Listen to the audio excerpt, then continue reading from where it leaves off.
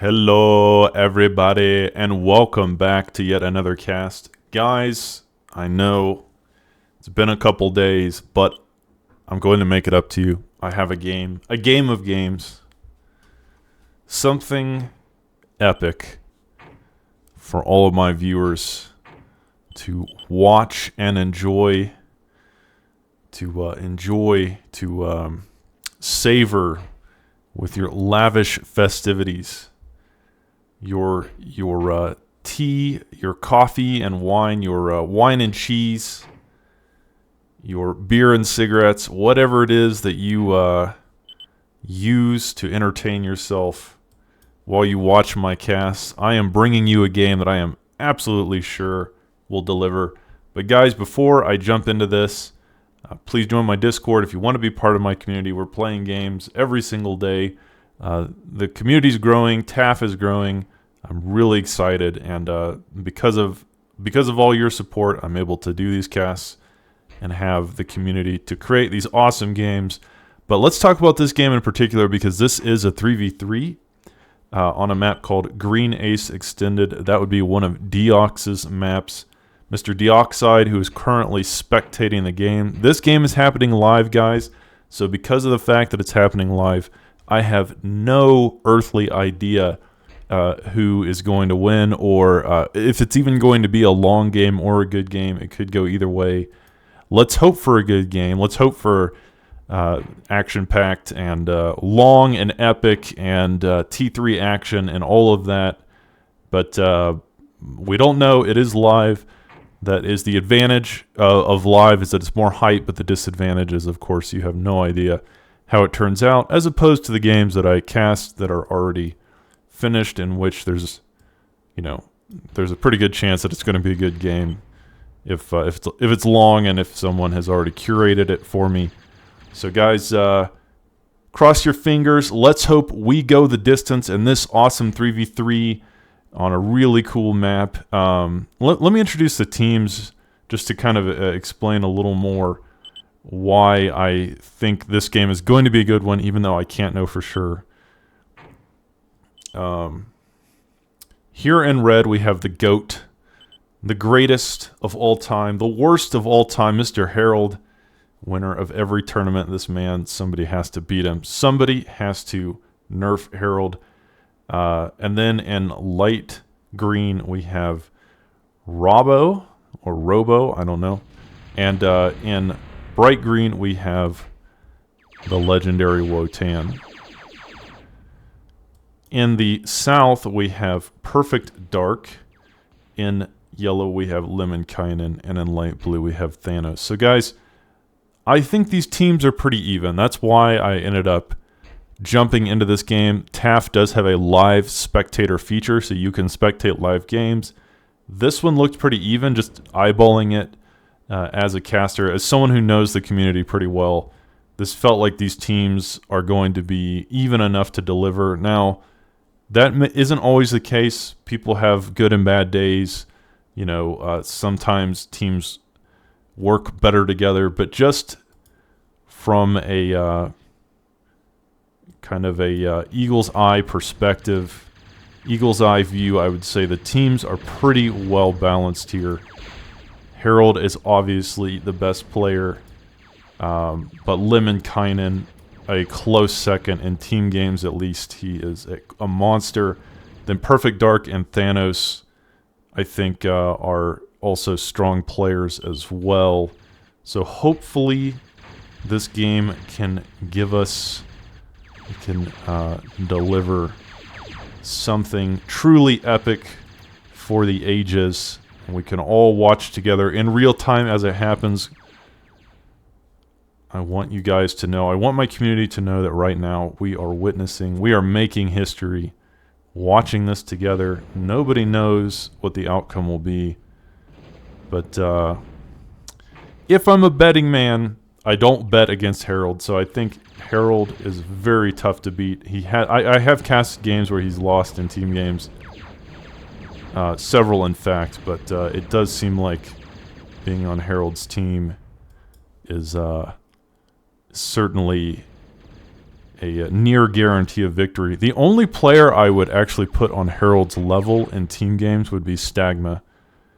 Stagma Jr. is, I think, every bit as good as Harold in a team game. In a 1v1, probably not. I don't think anyone beats Harold in a 1v1 consistently, but in a team game, Stagma is quite scary. So, having said that, I do give the Northern team a slight advantage, but the Southern team, I think, overall has better players at the team strength overall. So, we will have to see. There's a big engagement happening here on the east side with Wotan and Thanos.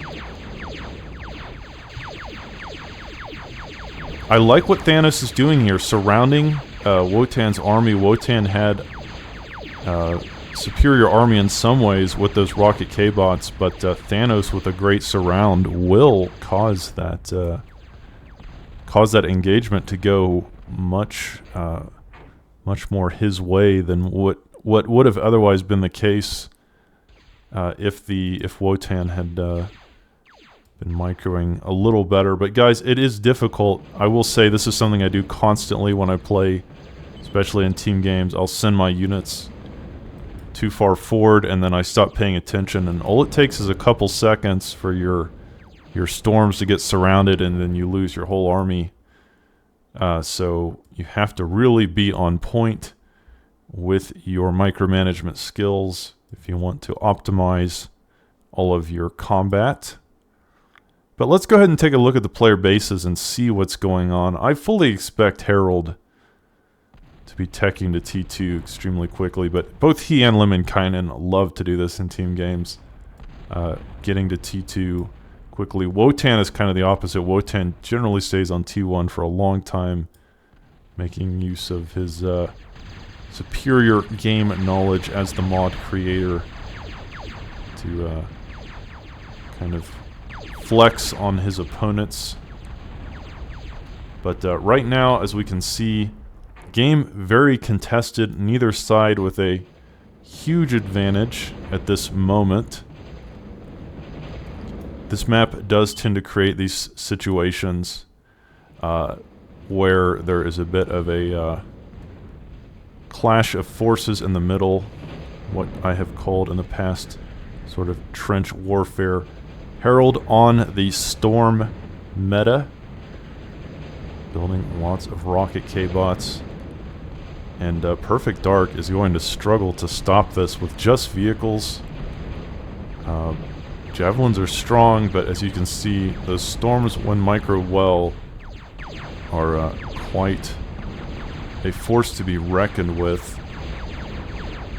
Yellow attempting a push up the middle, and it's doing okay, but I don't know if it's going to get very far because of these javelins, which are a good counter to instigators.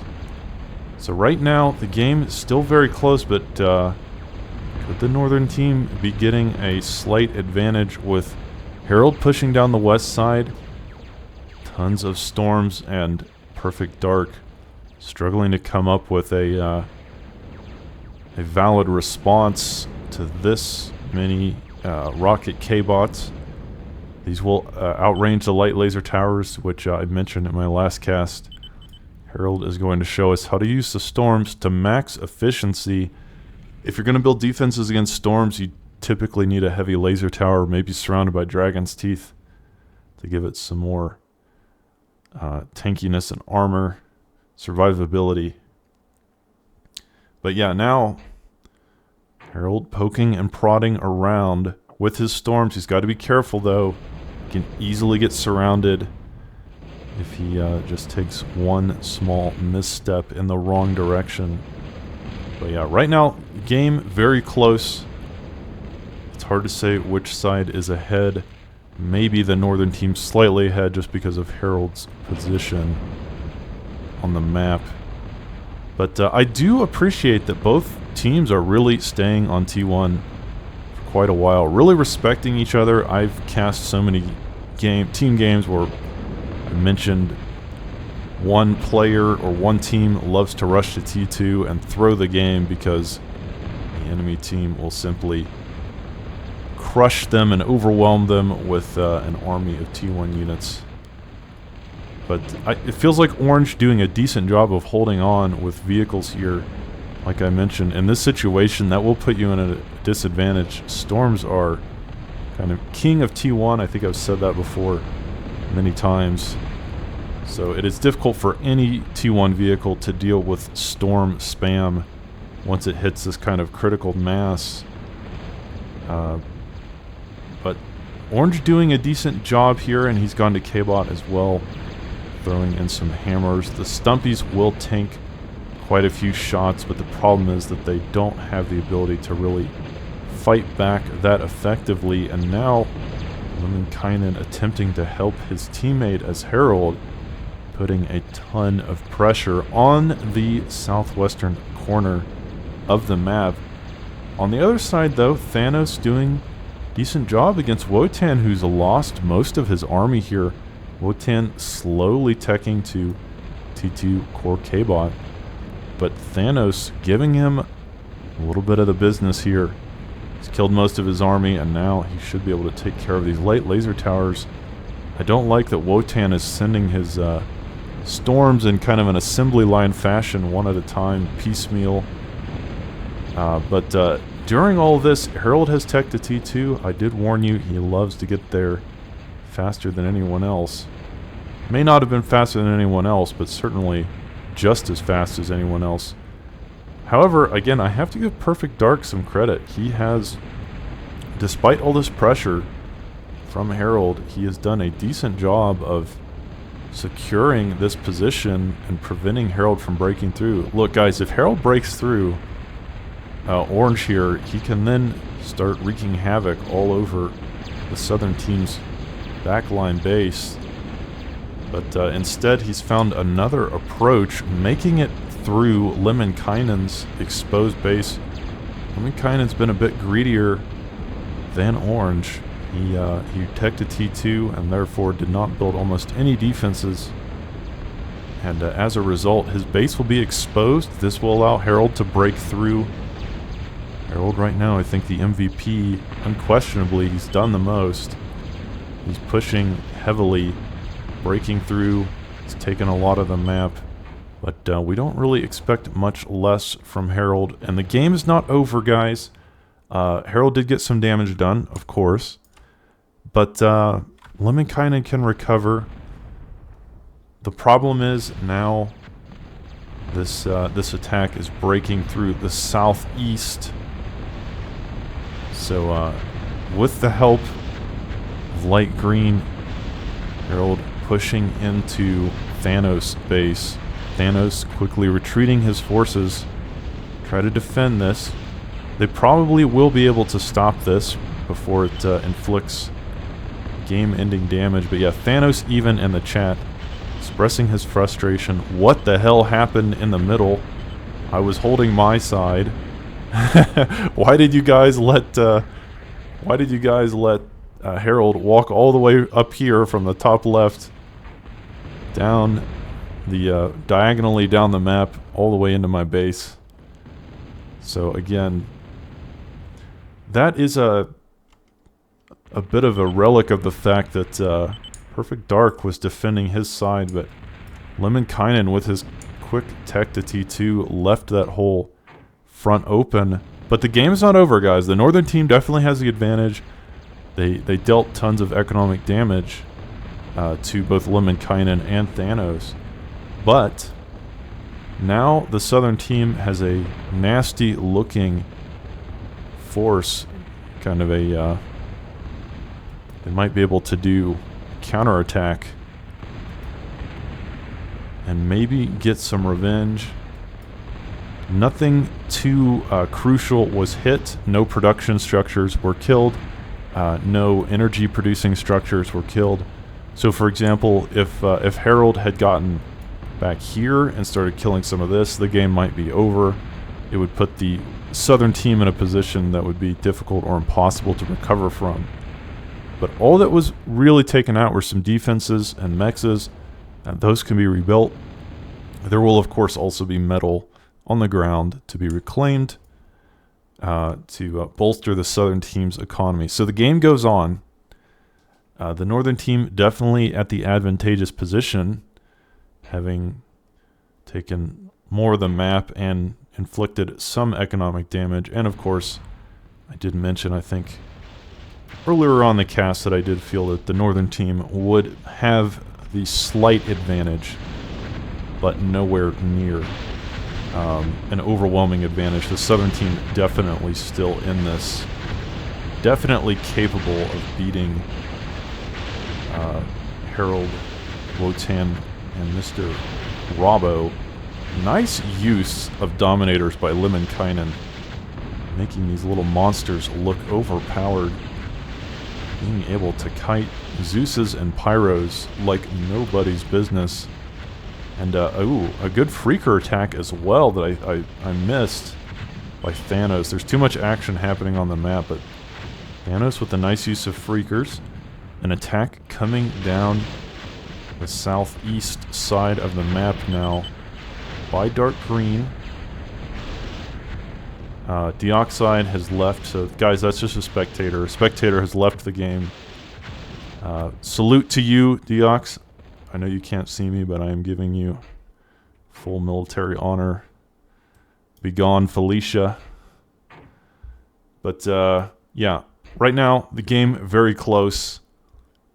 I like this push up the side of Light Blue, using those Freakers to get some economic damage done. Goodbye, Deoxide. Don't come back, sir. But again, this is Deoxide's map, and it is a really well-created map, as you can see. The game so far very close and pretty dynamic as well, and I'm interested to see where it goes from here. Harold taking up to T2. I mean, he's upgrading his economy to T2, but so is everybody else. Right now, neither team with a huge advantage economically or otherwise. Lemminkainen has mostly rebuilt his base here in the middle, reclaiming or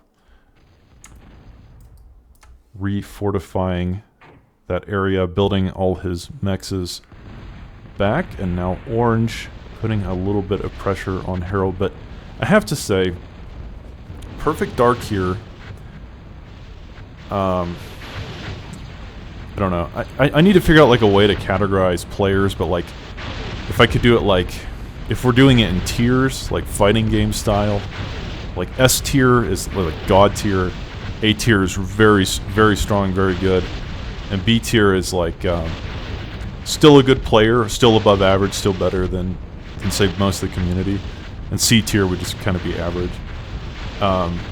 Harold is obviously an S tier player. But Perfect Dark, I would probably put in the B tier. He's still strong. He's still above average. He's been playing it for a long time, and he is really giving Harold a run for his money and holding off these attacks by Harold. And I think in this situation, that's really all the Southern team can ask for, is that Orange holds here. But as I say that, Harold now with a terrifying push down the center. So there's an interesting thing happening here. The northern team with the, well, specifically Harold, is pushing down the middle where it is least defended, as Orange continuing. Pretty nice defense. Great job, I think, by Orange to hold Harold off this well for this long, and just giving his team the ability to put some pressure of their own on their opponents. Harold now on air, but it looks like just building scouts right now. Harold does not have any kind of bombing run prepared. Lemminkainen needs to be careful. He's done a lot with these Dominators, but they will be outranged by the Mortys, so he needs to make sure he doesn't lose these senselessly. But again, as I was saying, as long as Orange can hold off Harold as he has, it will allow his stronger teammates, Lemminkainen and Thanos to push up against their opponents. But as you can see, Orange in a bit of a box, just trying to hold on for dear life. And I think there's a ton of pressure on Lemminkainen in this game in particular to really perform for the Southern team, as both teams doing a decent job holding their respective positions. Ever since that earlier attack, there's been no massive events, no massive pushes that have broken through on either side. Just a lot of trading, posturing, kind of back and forth dancing. Harold now pushing Orange again, this time with Morty's, using their range to take out the defense. Guys, in my last cast I talked about the importance of using a unit's range effectively, and in this game we've seen that in spades. Harold using his Mortys to take out those light laser towers, but now Lemminkainen using the range of the Dominators to pick apart Harold's force without much recourse on Harold's side. So as you can see, Lemminkainen definitely has to be the player to perform for the Southern team if they have any chance of winning. And Light Green informing his teammates that he's going to attempt to cut off Mr. Lemminkainen here. They have to stop this Dominator harassment.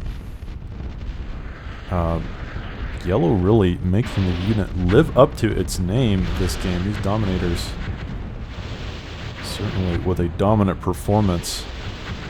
This 3v3 doing a great job, and Lemminkainen retreating them before light green or dark green can even get that flank that he wanted.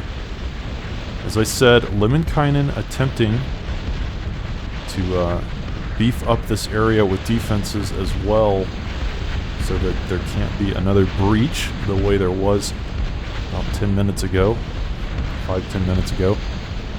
But now Wotan doing his own push down the eastern side of Cans and Morty's. So lots of action happening here on all three fronts, on the west, on the east, and in the center.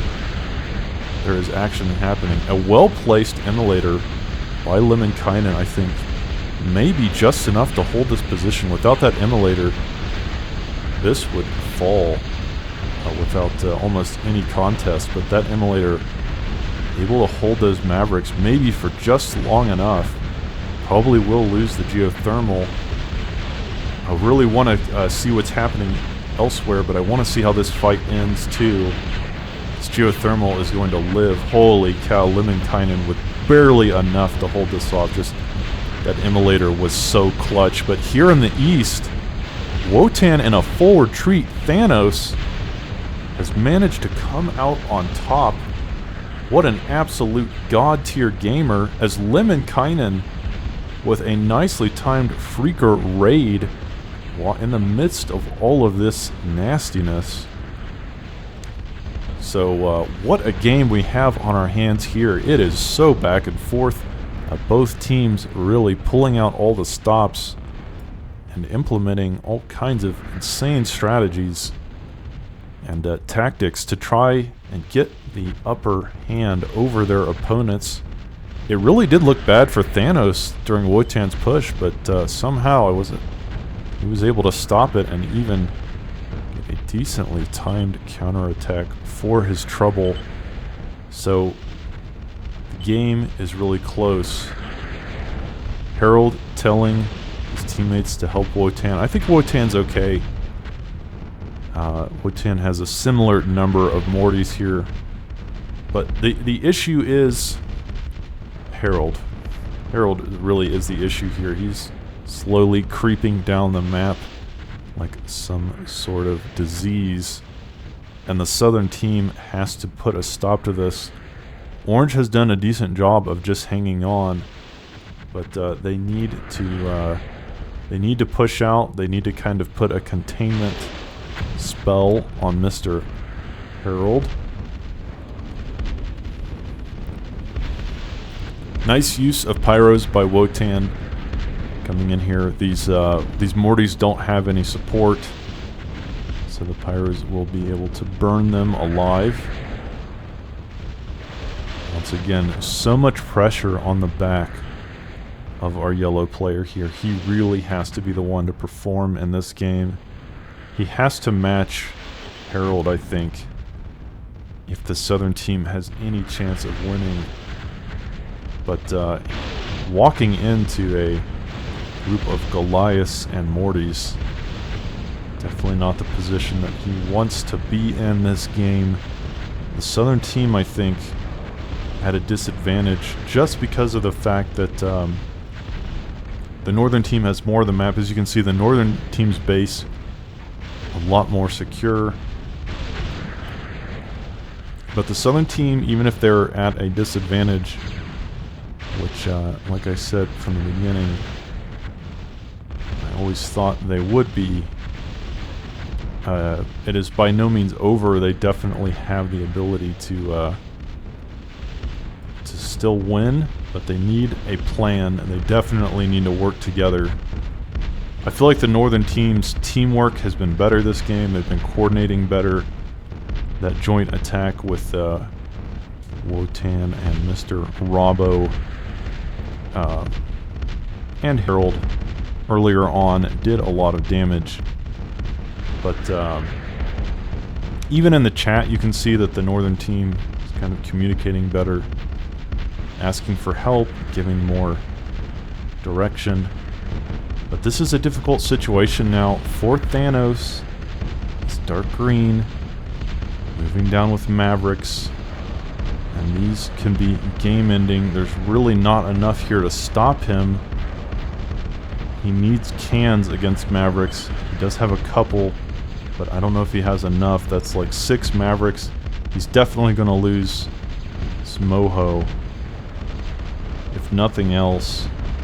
But yeah, as you can see, this is an issue. Thanos' base has been decimated by this well-timed Maverick push, and now in a terrible position as he continues to lose more economy. Lemminkainen frustrated, realizing that his teammate is now being kind of definitely being neutered by this attack. It will sort of cripple his economy. Lemminkainen doing his best to protect him from further aggression, but the issue is that Thanos can't even stop the Mavericks already in his base, and this has done so much damage. There's Mavericks up here as well. Dark green finds that perfect weak spot in light blue's defense, and with a well-timed Maverick push, kills most of his base. Light blue is basically out of it at this point.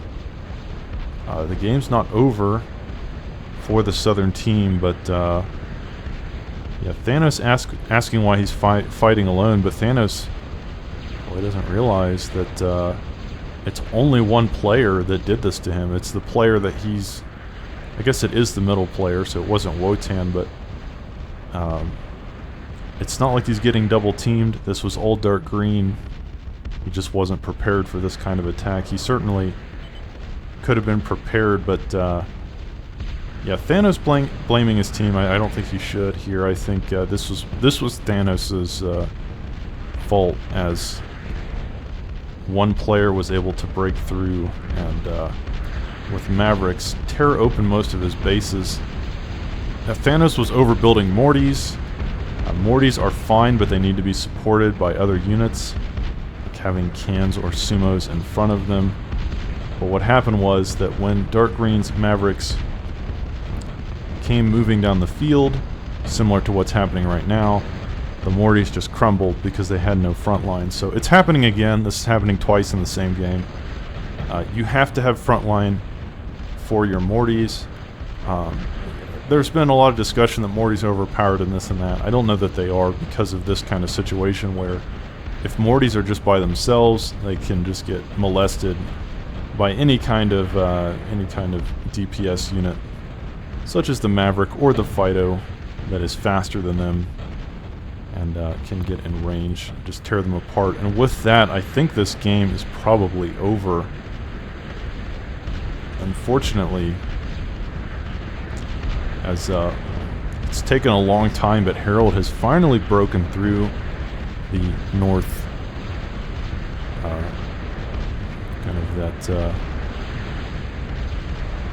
this northern part of Orange's base, broken through with some sumos, and with Light Blue losing most of his base, all that is really left is yellow.